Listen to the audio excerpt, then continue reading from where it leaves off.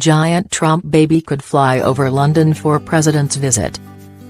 Plans to fly a giant inflatable figure depicting Donald Trump as a baby over London during the US president's visit have been approved. Mr. Trump is due to meet Theresa May at 10 Downing Street on 13 July. Campaigners raised almost £18,000 for the helium-filled 6-metre-high figure, which they said reflects Mr. Trump's character as an angry baby with a fragile ego and tiny hands. London Mayor Sadiq Khan gave permission for the balloon to fly. The White House has been approached for comment. On Twitter, former UKIP leader Nigel Farage said the plan was the biggest insult to a sitting US president ever. Under the plans, the inflatable will be allowed to fly for 2 hours on the morning of Friday, 13 July.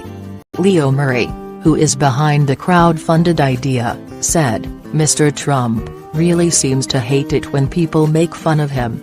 So when he visits the UK on Friday, we want to make sure he knows that all of Britain is looking down on him and laughing at him. That's why a group of us have chipped in and raised enough money to have a 6-metre-high blimp made by a professional inflatables company, to be flown in the skies over Parliament Square during Trump's visit."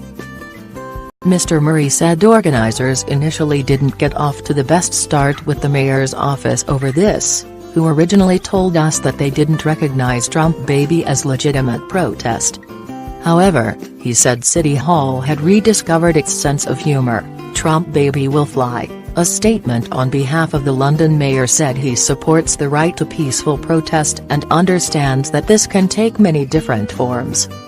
Mr. Khan's city operations team met organisers and gave them permission to use Parliament Square Garden as a grounding point for the blimp.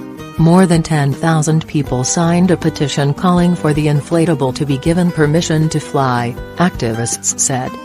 Mr. Khan and Mr. Trump have repeatedly clashed on Twitter, including in the aftermath of the London Bridge attack.